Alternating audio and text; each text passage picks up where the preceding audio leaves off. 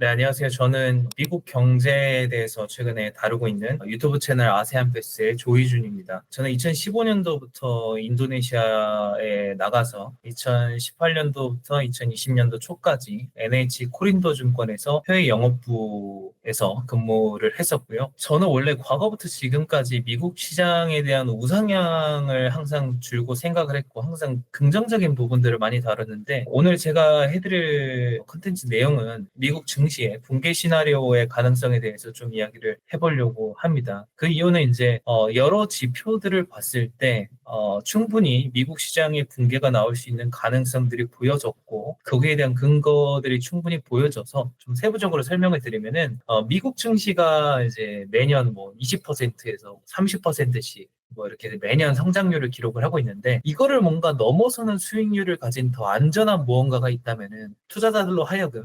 포트폴리오의 피봇이 일어나면서 전환이 일어나면서 증시의 일시적인 붕괴를 부를 수도 있다라고 보는데요.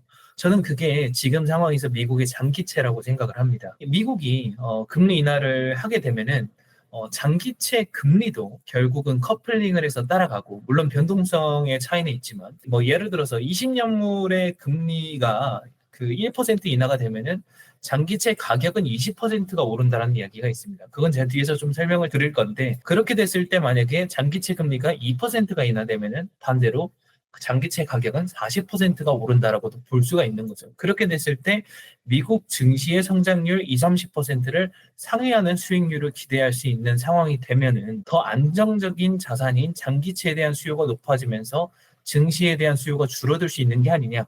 그게 시장의 붕괴를 촉발시킬 수 있는 트리거가 될 수도 있는 게 아니냐. 이렇게 저는 생각을 하는 겁니다. 근데 이제 장기채 가격 변동이 이렇게 일어나는 시점은 미국이 금리를 가파르게 올려나가는 그런 시점이랑 그리고 미국이 금리를 인하하는 시점에만 이렇게 주로 나오게 되죠. 그래서 이 두 타이밍이 사실 기회의 타이밍이라고 보는데 2022년도부터 2023년은 금리 인상을 하는 트렌드였다면은 2024년도부터 2025년도까지는 금리 인하 트렌드라고 저는 보여지거든요. 뭐 이제 여기에서는 이제 저희가 변수로 가져갈 수 있는 것이 예를 들어서 트럼프의 보편 관세 적용이라든지 그래서 이게 물가 상승으로 이어져서 고금리 장기화로 이어질 것이다. 뭐 이런 이야기들도 있는데 오늘은 여기에 대해서 쭉 이야기를 해보려고 합니다. 우선은 화면에서 보시다시피 이 장기채, 이게 지금 20년물 미국의 장기채 금리 변화이거든요. 그리고 여기 표에 보시는 거는 제가 미국과 일본을 비교해 놓긴 했지만 미국의 기준금리 변화입니다. 그래서 그 시점에 따라서 제가 2월 28일 미국의 기준금리 시점과 2월 28일에 미국 20년물 장기채 금리를 이렇게 표시를 해둔 건데 보시면은 미국이 기준금리를 올려가면은 올려갈 때마다 장기채 금리도 따라서 올라가는 모습이 이렇게 나타납니다. 2월 28일에 0.25%, 3월 16일 날 0.5%로 올려나가니까 금리도 0.5% 정도 장기채 금리도 올라가는 모습이 보이죠. 근데 여기서 포인트는 미국 기준금리와 미국 20년물의 금리 관계는 미국의 기준금리가 2% 미만일 때는 20년물의 금리가 기준금리 플러스 2% 수준을 유지하더라. 이런 게 포인트입니다. 예를 들어서 기준금리가 1%면은 20년물의 장기채 금리는 3%다. 뭐 이렇게 장기채 금리가 기준금리 플러스 2%를 유지하는 구간이 기준금리가 2% 미만일 때 이런 식으로 보여지더라. 이런 거였고요. 이때도 똑같습니다. 5월 4일 날 미국의 기준금리가 1%일 때 20년물 장기채 금리는 플러스 2%인 3.21%였고 2022년도 6월 15일 날 미국의 기준금리가 1.75%일 때 플러스 2% 하면은 정확하게 이때 미국의 장기채 금리가 3.64%, 플러스 2%를 유지하는 게 보여지죠. 이렇게 장기채 금리는 기준금리가 2% 미만일 때는 플러스 2% 수준으로 유지가 됩니다. 그런데 기준금리가 2%를 초과하는 시점부터는 이게 이제 2022년도 7월부터 2.5%로 2%를 초과하기 시작을 했는데 이때부터는 2% 플러스 2%가 아니라 이 갭이 점점 좁혀지기 시작을 합니다. 그래서 이때 기준금리가 2.5%인데 장기채 금리는 3.26%로 1%도 안 되는 차이가 나고 있고 그리고 2022년도 9월에도 보면은 기준금리는 3.25%인데 장기채 금리는 3.73%로 0.5%밖에 차이가 안 나거든요. 그러니까 점점 이게 기준금리의 퍼센테이지 구간에 따라서 장기채 금리와의 괴리차가 점점 달라진다라는 내용을 제가 지금 설명을 하는 겁니다. 그리고 11월 2일 날 미국의 기준금리가 4%를 넘어서기 시작을 했는데 22년도에 이때부터 22년도 12월 24일 날 보면은 미국의 기준금리가 4.5%를 기록을 하는데 이때 보면은 기준금리가 4.5%를 넘어서는 순간부터는 점차 장기채의 금리가 기준금리를 하회하기 시작을 합니다. 그래서 22년도 12월 14일 날 미국의 기준금리가 4.5%를 찍으니까 이때부터는 그 20년물의 장기채 금리가 오히려 기준금리보다 훨씬 낮아지는 3.74%를 기록하는 이런 모습들이 나타나기 시작을 하는 거죠. 그리고 2023년도 2월 달을 보더라도 기준금리는 4.75%인데 20년물 장기채 금리는 3.67%, 그리고 23년도 3월 달에 미국의 기준금리가 올라갔음에도 5%가 됐음에도 불구하고 20년물 장기채 금리는 3.83%로 기준금리 미만을 유지를 하는 이런 모습들이 나타나는 거죠. 그래서 이거를 좀 정리를 해서 보면은 계속 그렇습니다. 계속 이런 시간이 지남에도 불구하고 기준금리는 올라가는데 장기채 금리는 여전히 기준금리 밑에서 머무는 모습들이 나오는 거죠. 그래서 이거를 정리해서 보면은 기준금리가 2% 미만일 때는 20년물 장기채 금리는 기준금리의 플러스 2% 수준을 유지를 하지만 기준금리가 2%에서 4.5% 미만 구간에서 왔다 갔다 할 때는 그 장기채 금리의 금리는 기준금리 플러스 2%에서 점점 0%로 수렴해 가는 모습이 나타났고 기준금리가 4.5%를 넘어가는 구간부터는 장기채 금리가 오히려 기준금리보다 더 낮아지는 이런 움직임이 나타났다. 이거를 이제 참조해 주시면 좋을 것 같고요. 근데 결론적으로 말씀을 드리면은 미국의 장기채 금리는 결국은 기준금리의 움직임과 물론 사이에 변동은 있겠지만 비슷하게 커플링 해나가는 모습은 맞습니다. 물론 특정 구간부터의 그 괴리가 크게 벌어지거나 괴리가 차이 나는 부분은 있지만 예를 들어서 2023년도 때에 그 기준금리가 훨씬 더 높음에도 불구하고 장기채 금리는 더 낮았었잖아요. 그 이유는 2023년도부터 미국 정부가 5%대 이자를 주면서 장기채를 발행하면 엄청나게 재정적으로 손실을 보기 때문에 이때부터는 장기채가 아니라 고금리 단기채 발행을 늘려서 이 순간에 필요한 자금들을 조달을 하는 거죠. 그리고 그거를 나중에 금리가 떨어졌을 때 한 3%대의 장기채로 차환 발행을 하는 그런 전략들을 아마 펼쳐나가지 않을까. 그러면서 자연스럽게 미국의 기준금리와 다시 장기채 금리가 커플링 되어서 수렴해 나가는 이런 모습들이 나타나지 않을까. 이게 이제 제 생각인데, 제가 이제 아까 앞에서 말씀드린 거는 결국은 기준금리의 움직임에 따라서 장기채 금리도 어쨌든 결국은 커플링을 해나가는 트렌드로 움직일 수밖에 없고, 그리고 장기채 금리가 아까 제가 1% 올라가면은 장기채 가격은 20%가 떨어졌다. 그리고 장기채 금리가 반대로 1% 떨어지면은 반대로 장기채 가격은 20% 상승한다. 이런 이야기를 했었는데 그 근거가 뭐냐면 여기서 나옵니다. 이게 지금 일본에 상장되어 있는 그 N달러 환해지가 되어 있는 미국 20년불 채권에 투자하는 ETF입니다. ETF의 가격 변화이고요. 그리고 아래는 미국의 20년물 장기채 금리의 변화입니다. 이 움직임을 보면은 동일한 시점 21년도부터 동일하게 보면은 장기채 금리가 올라가니까 이 ETF의 가격은 떨어지고 장기채 금리가 횡보하니까 이 ETF의 가격은 횡보하는 모습이 나타납니다. 정확하게 이걸 역상에서 보면은 반대된 움직임을 보이는 그런 구도라는 거죠. 좀 더 자세히 살펴보자면 이렇습니다. 2021년도 11월 1일에 이 아까 장기채 ETF의 가격이 2,302엔이었습니다. 2,302엔이었는데 이게 2022년도 12월 1일 날 보니까 1년 뒤에 보니까 가격이 1,400엔으로 39%나 하락을 했습니다. 39%나 하락을 했는데 이때 미국의 20년물 장기채 금리에 어떤 변화가 일어났냐 보니까 21년도 11월 1일 날 장기채 금리가 2%였는데 이게 1년 뒤에 보니까 4%가 되어 있는 거예요. 이거는 2% 올라갔다는 얘기죠. 그러면은 이거를 계산을 해보면 장기채 금리가 2% 오르니까 장기채 가격은 39%, 40% 하락을 하더라. 그러면 반대로 돌려보면 장기채 금리가 2%가 빠지면 이 장기채 가격은 40%가 올라간다. 이런 공식을 우리가 적용을 해볼 수가 있다라는 이야기인 거죠. 그래서 이러한 상황이 장기채 금리가 2%가 떨어지는 상황은 그럼 언제 나올까를 봤을 때 2007, 8년도나 이때의 사례를 동일하게 살펴보더라도 그때 그 금리 인하하던 트렌드 그리고 지금의 금리 인하하던 트렌드가 이제 만약에 동일하게 적용을 해서 본다라고 하면은 그 1년 정도 만에 금리 인하하는 그 1년 정도의 기간 동안에 장기채 금리가 엄청나게 하락을 하더라. 그런 모습이 나타났다라는 거죠. 그러면은 1, 2%의 장기채 금리의 하락이 장기채 가격에 20에서 40%의 상승을 부르는 순간이 1년 동안 나온다고 치면 그러면 그 순간에는 미국의 S&P의 증시 성장률을 상회하는 거 아니냐.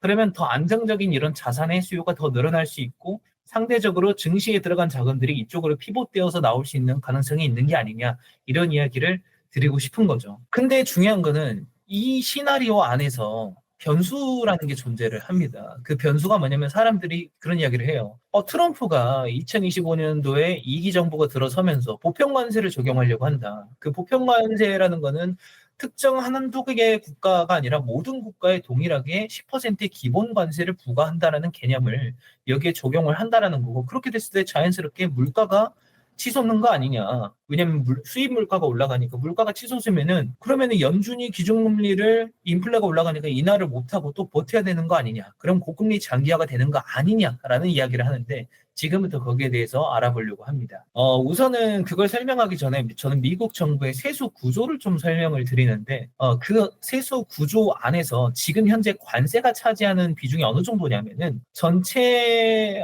세수가 2024년도 기준으로 이게 4조 7천억 달러입니다. 4조 7천억 달러에서 관세가 지금 610억 달러인 거죠. 그러니까 한 1% 정말 미미한 수준의 관세 수준을 보이고 있고 그리고 23년도 말까지 해서 미국이 이제 수입한 총 수입액이 4조 달러인데 그 4조 달러랑 관세를 비교해 보면 관세액이 미국 전체 수입액보다 한 1.5% 수준밖에 안 되구나. 정말 작은 수준의 관세를 통해서 세수를 하고 있구나. 이렇게 볼 수가 있는 거예요. 근데 갑자기 여기에서 보편적 기본 관세를 도입을 하면 과연 어떤 움직임이 나올까? 일단 이게 먼저 궁금하더라고요. 그래서 살펴보니까 이게 지금 미국 연방예산위원회에서 나온 자료인데 미국이 이 보편 관세를 도입하는 순간 관세로 걷어들이는 세수가 순식간에 2천억 달러가 증가를 할 것이다. 바로 2025년도 직후 이게 바로 껑충 뛰어 올라가는 모습이 나타나요. 2천억 달러. 2천억 달러가 올라가게 되면은 관세가 24년도 기준으로 그냥 제가 이걸 그대로 도입을 해보면 관세가 2,610억 달러가 되는 거예요. 그러니까 610억 달러에서 이게 2,610억 달러로 2천억 달러가 증가를 하게 되는 거죠. 근데 트럼프 정부에서 대선 공약으로 이야기했던 게 법인세를 낮추겠다라고 했잖아요. 그래서 법인들이 미국에서 사업하기 좋은 환경을 만들어서 더욱 많은 기업들이 미국 안에서 투자를 하고 법인을 설립하고 기업을 운영하게 만들겠다. 그럼 더 많은 일자리가 창출되는 거 아니냐 이런 이야기를 했는데 법인세의 경우에는 만약에 뭐 현행 21% 수준에서 이게 15%대로 인하를 한다라고 쳤을 때 제가 그냥 24년도 법인세에다가 21분의 15를 곱했습니다. 그대로 곱해보면은 이게 15% 이제 최근에 인하하려는 그 법인세 목표치고 기존의 법인세 21%, 그러니까 21분의 15를 2024년도 법인세 그대로 곱해보면은 이게 3,350억 달러로 1,350억 달러의 법인세 세수가 감소하게 됩니다. 그래서 이 감소하는 법인세를 지금 인상시키는 그러니까 보편적 기본관세 도입을 통해서 2천억 달러의 추가 세수를 걷어들인 걸로 해지를 하겠다, 상쇄를 하겠다라는 게 이제 트럼프 정부의 이야기고, 근데 중요한 거는 트럼프 정부가 공약으로 이야기했던 게 이 법인세 인하뿐만 아니라 이 급여세 사이드에서도 40시간을 초과 근무 수당을 받지 않습니까? 그 초과 근무 수당에 대해서는 세금을 면제해 주겠다는 공약까지 이야기를 했어요. 그러면 이 세수도 추가적으로 줄어들 수 있다라는 거죠. 만약에 이게 지금의 동일한 세수를 기록을 했을 때. 그러면은 사실 법인세나 이 급여 사이드에서 잃어버리는 세수가 상당히 커지는데 그거를 이걸로 상쇄를 시키겠다. 이게 이제 지금 트럼프 정부가 하고 있는 이야기입니다. 근데 이제 이렇게 됐을 때 어떻게 그 물가가 그렇게 올라가느냐, 이런 이제 기본적인 개념을 궁금해 하시는 분들이 계신데, 그 예시로 제가 하나를 샘플을 준비를 했어요. 예를 들어서, 우리나라 제조사가 있습니다. 우리나라 제조사가 어떤 제품을 하나에 100원의 이제 FOB 가격으로 이렇게 수입자에게 제시를 합니다. 그러면 수입자는 이 FOB 가격으로 가져오는데 여기다가 플러스 미국으로 가져올 때 내야 되는 수입 관세를 냅니다. 그게 예를 들어서 5%면은 5%를 내고 총 105원의 돈을 관세를 포함된 105원의 가격으로 가져오게 되고 그렇게 수입사가 가져오면은 이걸 이제 도매상들이 살 거 아닙니까? 도매상들이 여기서 도매 마진을 30%든 뭐 20%든 물론 이제 도매상의 마진 정책에 따라 다르겠지만 30%를 붙이면 이게 105원짜리가 137원이 되고 여기서 도매상이 또 소매상에게 팔면은 소매상은 또 여기서 자기들의 마진을 또 30%를 붙이게 되면은 178원이 됩니다. 근데 이게 만약에 관세가 여기서 10%가 추가로 더 붙는다고 쳤을 때 관세가 10% 붙으면은 수입 가격이 105원에서 115원으로 한 10원 정도밖에 안 올라가는데 여기서 동일한 30% 도매나 소매 마진이 추가로 붙으면은 최종 소비자가 지불해야 되는 금액은 17원이 올라간다라는 거죠. 그러니까 관세가 올린 가격은 10원인데 소비자들이 내야 되는 가격은 20원 가까이가 증가를 한다라는 이야기가 되는 거죠. 물론 이게 도매 마진이나 소매 마진에 따라서 다르지만 그렇다 보니까 이 관세 인상이 불러들일 물가 상승은 생각보다 더 클 수 있다라는 게 사실이고 이게 실제로 적용이 돼서 전 세계적으로 이런 보편적 기본 관세가 도입이 됐을 때는 물가를 끌어올릴 수 있는 요인은 충분히 있다라고 생각이 드는 거죠. 그렇게 되면은 트럼프 정부가 이 관세를 끌어올려서 법인세 부담을 줄여주고 근로자들의 초과근무 수당 세금을 면제를 해주는 대신에 관세를 끌어올리면은 자연스럽게 수입 물가가 연준이 힘들게 잡아놨던 수입 물가가 다시 이렇게 올라갈 수 있는 게 아니냐. 그렇게 되면은 물가를 잡으려고 고금리를 오랫동안 유지를 했는데 다시 인플레이션이 올라가면은 이 고금리 장기화 정책을 또 한동안 계속 이어가야 되는 거 아니냐. 이렇게 또 생각을 해볼 수가 있다라는 거죠. 근데 저는 여기에서 생각을 했을 때 솔직히 보편적 기본 관세를 도입했을 때 이건 정말 미국의 입장에서도 양날의 검이라고 생각을 하는 거예요. 왜 그러냐면 지금 이미 미국 기준금리가 올라가면서 미국의 파산 건수도 가파르게 증가를 했고 실업률도 이렇게 가파르게 증가를 하고 있거든요. 심지어 최근의 실업률 같은 경우에는 미국이 두세 차례 지금 기준금리 인하를 계속 하고 있음에도 불구하고 실업률이 계속 올라가고 있는 모습이 나타나고 있는 거예요. 근데 실업률이 23년도부터 지금까지 보면은 거의 1% 가까이 올라갔습니다. 한 1년 좀 넘는 기간 동안 1%나 올라간 거거든요. 근데 실업률이 올라가면 무슨 일이 생겨요? 정부의 세수, 특히 급여와 이 4대 보험, 우리나라로 따지면 4대 보험 사이드죠.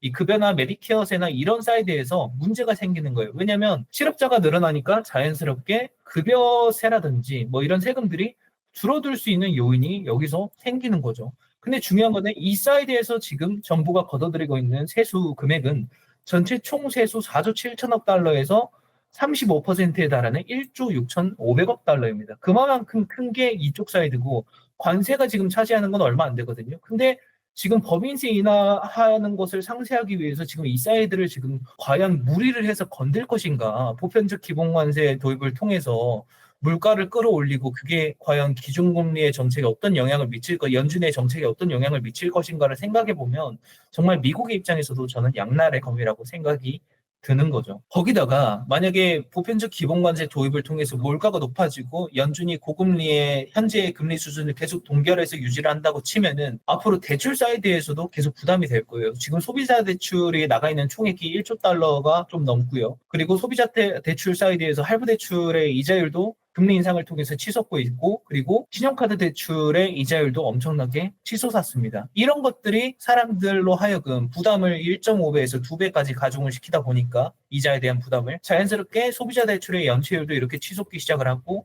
자연스럽게 신용카드로는 연체율도 치솟고 그리고 이거를 연체를 넘어서 아예 갚는 걸 포기해서 대손상각 손실 처리가 되는 그 비중도 이렇게 가파르게 늘어나고 있다는 겁니다. 근데 그 늘어나고 있는 신용카드 대손상각률의 수준이 지금 어느 정도냐면은 2008년도 1분기 때 수준이랑 거의 비슷한 수준까지 올라와 있는 거죠. 근데 이 추이를 계속 허용할 것인가? 이거를 막으려면 저는 미국이 빠르게 기준금리를 인하해 나가는 게 안전하다라고 생각을 하는 거죠. 그것뿐만 아니라 사실 소비자들의 제대로 된 결제가 이제 안 일어나고 중간중간에 이제 페이먼트가 연체되고 지불하지 못하는 상황들이 나타나다 보니까 파산 건수가 늘어나고 그 파산 건수의 대부분의 비중이 이 소비자 사이드에서 나오고 있는 거 그게 확실한 그 근거라고도 생각이 드는 거죠. 뿐만 아니라 소비자 사이드 외에도 상업용 부동산의 대출 사이드도 지금 3조 달러나 나가 있어요. 4,200조까지 나가 있는데 그것도 지금 최근에 이제 금리나 추이 트렌드가 나오면서 상업용 부동산의 가격이 하락 트렌드 마이너스로 되는 모습들이 2008년도 이후에 이렇게 처음 나타나고 있는 거고 이게 지속되니까 이제 은행에서 대출을 이쪽에 안 주기 시작을 했어요. 대출은 안 늘리고 있는데 대출이 안 늘려주니까 자연스럽게 연체율은 계속 이렇게 높아지는 모습들이 가격은 떨어지고 이런 모습들이 나타나는 거고요. 그리고 특히 2024년도, 25년도까지 다가왔던 그 상업용 부동산 그 연도별 대출 만기 규모를 보면은 은행 사이드의 대출과 그리고 CMBS 사이드의 대출 이 두 가지 사이드에서 미국 상업용 부동산의 대출이 많이 나가 있는데요. 파이낸싱 수단의 차이인 거죠. 근데 은행 사이드에서 나간 대출은 이렇게 아까 보여드린 것처럼 연체율도 계속 늘어나고 있고 여기에서 이제 연체를 넘어서서 갚지 못하고 손실 처리가 되는 대손상각률도 늘어나고 있다. 은행 사이드에서. 그뿐만 아니라 지금 이제 두 번째로 높은 비중을 차지하는 CMBS 사이드, 그중에서도 오피스 사이드를 보면은 오피스는 공실률도 늘어나고 은행의 이자를 갚지 못하는 수준들이 늘어나면서 연체율이 진짜 너무나도 가파르게 치솟고 있는 모습들이 나타나고 있어요. 그래서 이런 것들을 봤을 때 지금의 고금리 수준을 계속 장기화해 나간다는 거는 미국의 론 사이드, 그러니까 대출 사이드에 더 큰 부담을 가중시킨다라고 저는 생각을 합니다. 근데 이런 변수들이 있는데도 불구하고 왜 트럼프가 이렇게 보편적 기본 관세를 도입을 하려고 하는 걸까? 이게 양날의 검이 될 수도 있는 건데 그래서 그 이유를 살펴보면 간단합니다. 미국이 지금 재정 적자가 가속화되고 있어요. 이 초록색 부분이 미국의 세수, 빨간색 부분이 정부의 지출입니다. 초록색 부분은 여러분들에게 걷어들이는 세금, 그리고 빨간색 부분이 여러분들에게 쓰는 세금인 거죠. 지출인 거죠. 근데 이 괴리가 벌어졌다라는 거는 이 벌어진 만큼 정부가 다른 데서 돈을 조달해 와야 된다는 뜻이고 그 조달하는 자금이 출처가 국채 발행을 통해서 조달을 하는 겁니다. 근데 이렇게 정부의 재정이 악화된 이유가 뭘까라고 보면은 저는 이렇게 비교를 해봤습니다. 2024년도에 정부 세수와 정부 지출, 그리고 2017년도에 정부 세수와 2017년도에 정부 지출, 코로나 이전 또는 미중 무역 전쟁 이전과 그리고 코로나 이후의 현재 시점을 비교를 했을 때 어떤 차이가 나타났을까라고 보면 2017년도에 미국 정부의 총 세수는 3.5조 달러였습니다. 3.5조 달러였는데 정부의 17년도에 정부 총 지출은 4조 달러였거든요. 이때는 0.5조 달러밖에 안 늘어났어요. 0.5조 달러밖에 그 재정 적자가 안 났다라는 거죠. 근데 2024년도에 보니까 정부의 세수는 4.7조 달러인데 2024년도에 정부의 지출은 6조 달러까지 올라간 거예요. 그러니까 거의 2조 달러의 추가 적자가 났다라는 거죠. 기존에 0.5조 달러의 적자가 났는데 지금 2조 달러의 적자가 1년에 나오고 있는 거예요. 근데 더 중요한 거는 제가 어느 부분에서 도대체 이 지출이 크게 늘었을까가 궁금한 거잖아요. 그래서 이 정부 지출이 2017년도 당시의 지출과 2014년도의 지출의 그 변화율을 제가 이렇게 써보니까 이자율 사이드에서 폭발적으로 증가한 게 보여지더라고요. 162%의 증가율을 보였습니다. 이게 뭐 몇 년치의 차이가 나다 보니까 물론 이 차이가 클 수가 있는데 압도적으로 이자율의 증가 폭이 엄청나게 컸다. 이게 왜 그럴까라고 보니까 2015년도나 뭐 2020년도까지 이 사이를 보면은 미국 정부의 전체 지출액 대비 국채 이자로 나가는 이자의 비중 퍼센테이지가 6%대에서 뭐 7% 수준에 왔다 갔다 했어요. 정부가 충분히 컨트롤할 수 있는 이자 비용 수준이었던 거죠. 근데 2023년도 그리고 2024년도에 이게 미친 듯이 치솟기 시작을 합니다. 그래서 거의 2배 수준까지 이게 올라와요. 그래서 정부의 전체 지출에서 10에서 13%까지 이 국채 이자로 나가는 이자 비용이 폭발적으로 증가를 하게 된 거죠. 근데 이 원인이 뭘까라고 보면은 2023년도에 갑자기 이 트레저리빌, 그러니까 초단기채의 발행이 이렇게 엄청나게 늘어나기 시작을 합니다. 그러면서 이게 미국 정부의 전체 국채 발행량이 21%를 차지하게 되는데요. 거의 6조 달러 수준이 되는데 이게 문제가 뭐냐면은 그 이 트레저리 빌이, 이 색깔은 동일한데 이거는 다릅니다. 이 앞에서 이제 빌이 이 주황색 부분이에요. 이 주황색 부분에 이 빌을 보면은 이 이자율이 5.15%예요. 평균 이자율이. 근데 이거를 초단기채를 폭발적으로 이렇게 발행을 해놓고 이게 지금 이자율이 폭발적으로 치솟아 있으니 이 폭발적으로 치솟은 이자율과 그리고 폭발적으로 치솟은 이 단기채 발행량을 곱하면 엄청나게 정부의 이자 부담을 높일 수밖에 없다라는 거를 알 수가 있는 거죠. 그래서 저는 이렇게 생각을 합니다. 미국 정부가 이 이자 비용에 대한 부담을 낮추기 위해서 다시 13%에서 과거에 한 6, 7% 수준으로 낮춰 나가려면은 저는 이 초단기채, 5%대의 초단기채를 이렇게 3%대의 장기채 발행으로 차환 발행을 해야 된다. 그렇지 않고서야 미국은 앞으로 추가적으로 국채를 발행하거나 자금을 조달을 하더라도 제대로 된 재정 지출을 할 수 없다라는 게 제 생각입니다. 상식적으로 생각해도 그렇죠. 그래서 일단 제가 생각했을 때는 이 보편적 기본관세 도입이 사실 저는 단기적으로 미국의 양날의 검이 될 거라고 생각을 하는 게, 이거를 지금 도입해서 물가를 끌어올려서 연준의 고금리 장기화를 만들면 미국은 그 고금리 초단기채를 3%대 장기채 차환 발행을 하기가 어려워져요. 그렇다 보니까 지금 당장에 미국이 지금 제가 생각했을 때 해야 되는 거는, 보편적 기본 관세는 2026년으로 유예를 하는 게 맞지 않나. 그리고 2025년도에는 현재의 연준의 정책을 따라서, 연준이 금리 인하하는 정책을 따라서 금리를 떨어뜨리고 장기채 금리를 떨어뜨리면서 현재의 고금리 단기채를 3%대의 금리로, 장기채 금리로 낮춘 다음에 그걸 장기채로 차환 발행하는 게 현실적이지 않느냐. 그리고 나서 26년도에 정부가 국채 발행을 마구마구 한들 여전히 정부의 전체 지출 안에서 이자율이 거의 반토막으로 떨어지기 때문에 충분히 추가적으로 대출을, 그 국채를 발행해서 자금을 조달을 해도 되고, 그걸로 새로운 인프라 프로젝트든 뭔가를 할 수 있는 게 아니냐, 이런 생각을 저는 하는 거죠. 근데 만약에 지금 보편적 기본관세를 25년도부터 당장 시행을 한다라고 하면은, 일단은 물가도 물가지만 저는 이제 상대 국가들이 또 통화 약세를 전환을 유도할 가능성이 높다라고 보거든요. 지금만 해도 이미 약세를 계속 유도하고 있음에 따라서 그런 가능성이 충분히 있다라고 보고 있고, 그래서 관세를 해지할 가능성이 있는 거죠. 근데 이 경우에 또 트럼프는 또 가만히 있느냐? 다운된 가격에 관세를 인상하면은 뭐 그게 실효성이 있냐 없냐에 대한 이야기가 나올 거니까, 그러면 그렇게 통화 약세를 유도하는 국가들은 환율 조작국 프레임을 입혀서 이걸 못하게 하겠죠. 그러면 그렇게 되면은 미국의 물가는 정말 실제로 올라갈 가능성이 높아지게 되는 거고, 그렇게 되면은 연준의 정책과 지금 반대되는 움직임을 펼치게 되는 거죠. 그러면 고금리 장기화의 가능성이 높아지게 되는 거고, 그러면은 물론 이제 실제로 이 정책이 먹혔을 때 뭐 법인세 인하로 감소한 세수를 해지할 수도 있겠지만, 정부에는 상당히 큰 충격파를 줄 가능성이 있다. 그래서 저는 25년도에 보편적 기본관세를 시행한다면 정부도 양날의 검으로서 단기 출혈을 충분히 감당을 해야 될 준비를 해야 되지 않나, 이런 생각을 하는 거죠.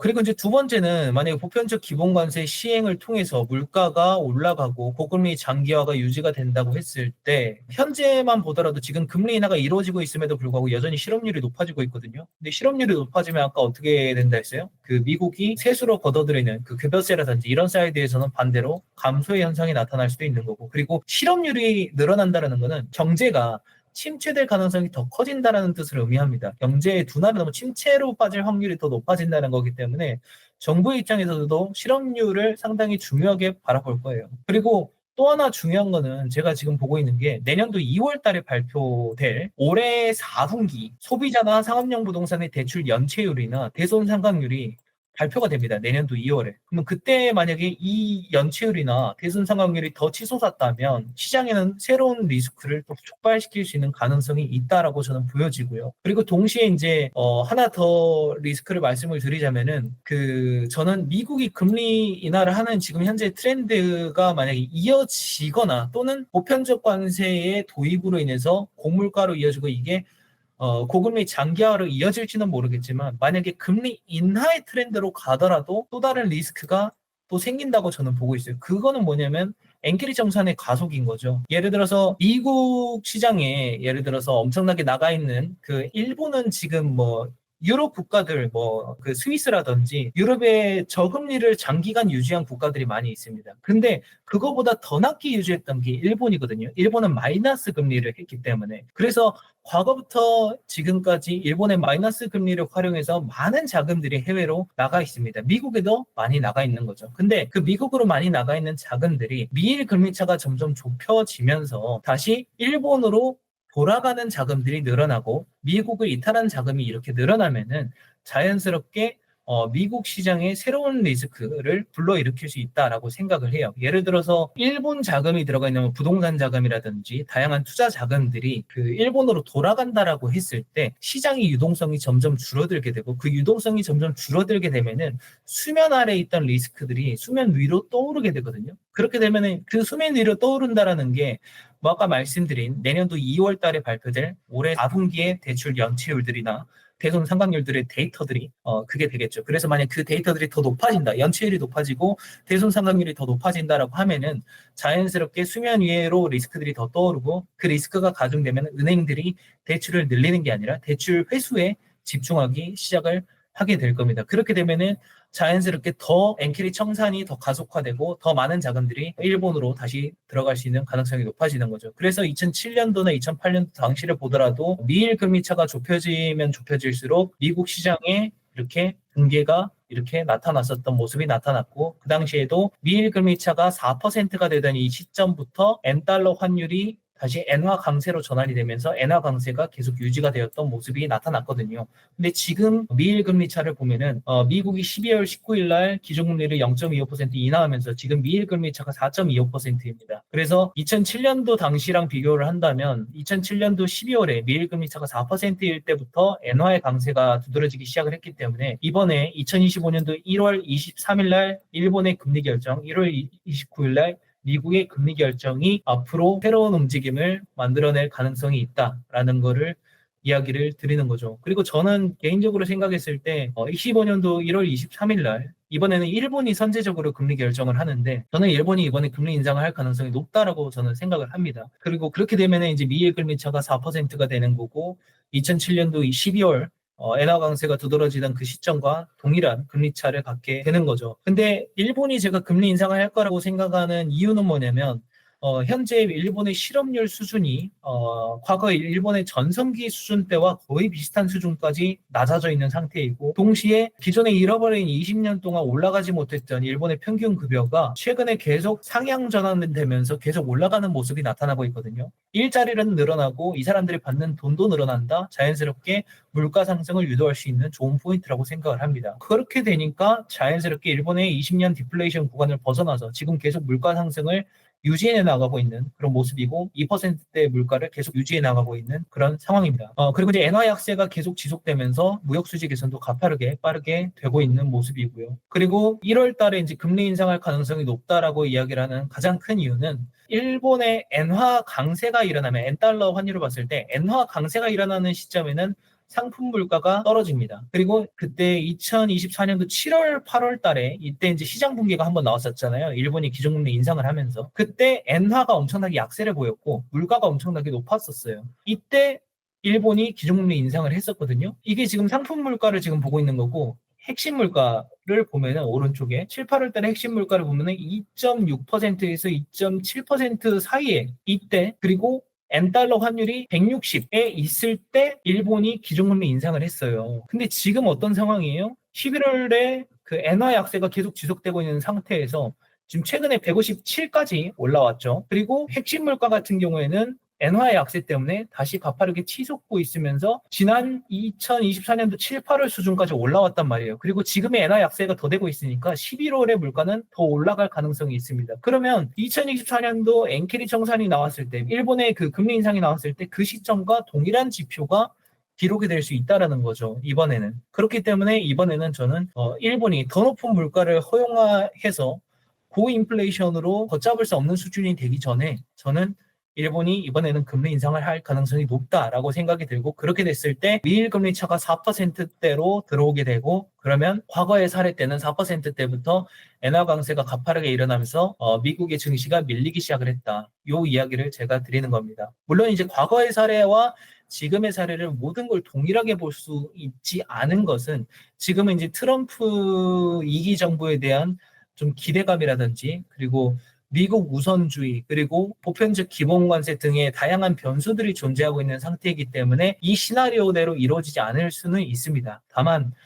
과거의 사례와 현재의 추이를 봤을 때는 이런 움직임이 나타날 가능성이 높다라고 저는 생각을 한다라는 거죠. 그래서 정리를 하면은 이제 제가 아까 미국 증시가 붕괴될 가능성이 일시적으로 나올 수 있다라는 이야기가, 이제 미국이 금리 인하 추세가 이어지면은 장기채 금리도 결국은 커플링해서 따라가고, 그렇게 되면은 20년물 기준으로 1%가 장기채 금리가 인하하게 되면은 장기채 가격은 20%가 오르는 이런 구조들이 나타났었기 때문에, 이 공식을 도입했을 때는 한 1년 정도 금리 인하 트렌드가 이어질 때 장기채 가격의 상승에 따른 수익이 증시 성장률의 수익보다 더 높아지는 상황이 되고, 그렇게 되면은 장기채 수익이 증시 성장 수익보다 더 높아지고, 그렇게 되면은 증시나 위험자산에서 장기채 선언이 가속되면서 한 1년 정도 시장의 조정이라고 표현할 수도 있고 붕괴라는 모습이 나타날 수도 있다. 다만 여기에는 트럼프의 보편 관세나 이를 통해서 이어지는 물가 상승 뭐 등등, 그리고 뭐 실업률이라든지 뭐 연체율 등등의 다양한 정책적인 변수가 나타날 수 있는 포인트들이 있으니까 이게 변수로 작용할 수 있다는 것은 말씀을 드리고요. 이걸 제외하고 나서 일본의 시나리오가 그대로 이어진다고 했을 때는 미국이 금리 인하가 되고 그럼 미일 금리 차가 점점 좁혀지고, 그리고 일본이 이제 또 금리 인상을 하려고 하잖아요. 그러면 그 엔화의 강세가 더 가속화되면서 엔화에 대한 매수에 대한 수요도 늘어나고, 그리고 엔화 매수를 통해서 아까 보여드린 엔달러 환해지가 되어 있는 일본에 상장된 미국 장기채에 투자하는 ETF에 대한 수요가 늘어날 수도 있고, 그렇게 되면은 이분들은 엔화의 강세에 따른 환차익과 그리고 장기채 가격 상승에 따른 수익까지 기대할 수 있는 포트폴리오를 또 가져갈 수도 있는 거고, 그래서 이런 시나리오가 가속화되면서 미국 증시의 붕괴가 나올 수도 있다. 한 1년 정도는 이거를 시나리오로 좀 공유를 오늘 드리는 자리였던 것 같습니다. 저는 저희가 주목해야 될 때가 두 번 있다고 생각을 해요. 이제 첫 번째는 1월 달에 이제 일본이 금리 결정을 먼저 하니까 일본의 금리 결정에, 그리고 일본이 금리 결정을 하기 전에 FOMC 회의가 있어요. 1월 8일이었나? 그때 한번 있고, 그것도 이제 저희가 주의를 해야 될 것 같고, 이제 또 하나 저희가 주의를 해야 될 거는, 사실 제가 좀 우려하는 거는 그 대출 시장이 연체율과 대손상각률의 증가 추세가 너무 가파르다라는 거를 보고 있고, 이게 사실 어느 순간부터 갑자기 점진적인 성장을 하다가 갑자기 가파르게 성장을 하더라고요. 그래서 더 이상 시장에서 버티지 못하는 시점이 온다라고 저는 생각을 하고, 그래서 그 추이에 대한 데이터가 올해 4분기 데이터가 이제 내년 2월 정도에 발표가 되거든요. 그래서 내년 2월에 그 데이터도 한번 참조해서 볼 필요가 있다. 이렇게 생각이 듭니다. 일단은 이게 좋은 조언이 될지 아닐지 모르겠지만 영원한 랠리는 없잖아요. 이미 사실 2023년도부터 에브리띵 랠리라는 이야기가 나왔었고, 너도 나도 정말 많은 자산의 증가가 일어났었고, 근데 그 에브리띵 랠리가 영원히 될 거라는 생각을 갖는 사람들이 지금 제 주변에 정말 많은 것 같거든요. 저는 그 시점이 가장 위험한 시기라고 보여집니다. 왜냐하면 기관들이나 뭐 펀드를 운영한 사람들이나 저는 투자자들이나 차익 실현을 해야 되거든요. 근데 그 차익 실현할 때 누군가는 받아줘야 돼요. 근데 그 받아주는 사람이 많아져야 되는 거고, 근데 지금의 주가 가격이 어느 정도의 고평가가 됐느냐를 이야기를 하는 게 이제 PER이고, 기업의 수익 대비 몇 배나 그 가치를 먹이느냐. 근데 그 PER이 점점 높아진다라는 거는 미국 시장 같이 기업이 남기는 돈에서 거의 7, 80%나 50% 이상을 자사주 매입으로 쓰면서 주가의 부양을 만들어내는 미국 시장에서는 더욱 부담이 된다라고 생각을 해요. 과거에 한 2천억 쓰면 될 돈이 지금 이제 5천억을 써야 되고 뭐 1조 원을 써야 되고 이런 상황이 됐다라는 거는 더 이상 시장을 계속 뒷받치는 정도가 되기에는 한계가 되지 않나, 이런 생각들이 되는 거죠. 그래서 한 번의 조정은 저는 분명히 있어야지만 다시 모든 시스템들이 정상적인 움직임으로 다시 돌아갈 수 있지 않나라는 생각을 하는 거예요. 그래서 제가 드리고 싶은 말씀은, 이제 물론 이게 내년에도 랠리를 할 수가 있습니다. 그래서 제가 대단히 조심스럽긴 한데, 충분히 수익을 보셨다면 그 차익 실현을 한번 하고 관망을 좀 하실 필요는 있지 않나, 이런 생각을 좀 하는 거죠. 아니면 포트폴리오를 일부 조정을 하셔서 리스크를 좀 분할을 하시거나 이렇게 가시는 게 좀 좋지 않나, 이런 생각을 합니다. 여기까지 오늘 좀 컨텐츠를 설명을 드릴 수 있을 것 같고요. 아세안 패스는 사실 제가 이제 미국 시장에 관심을 갖고 미국 시장을 이제 파는데, 제가 원하는 자료들이 그 인터넷이나 유튜브 상에 많이 없는 거예요. 그래서 이 미국이라는 시장이 재정 문제가 심각하다. 그래서 부채가 너무 많아졌는데 그 부채에 대한 그 구조가, 정부의 재정 수입이나 지출의 구조가 어떻게 되어 있는지를 좀 더 세분화해서 보고 싶다는 니즈가 컸고, 근데 그런 내용들이 없어서 제가 그거를 시작하기 위해서, 스터디하기 위해서 이제 그 컨텐츠들을 지금 이 채널에서 계속 만들어서 올리고 있으니까요. 미국이라는 시장에 대해서 좀 더 세분화돼서 보고 싶다면 아세안 패스에 관심을 가져보시면 좋을 것 같습니다.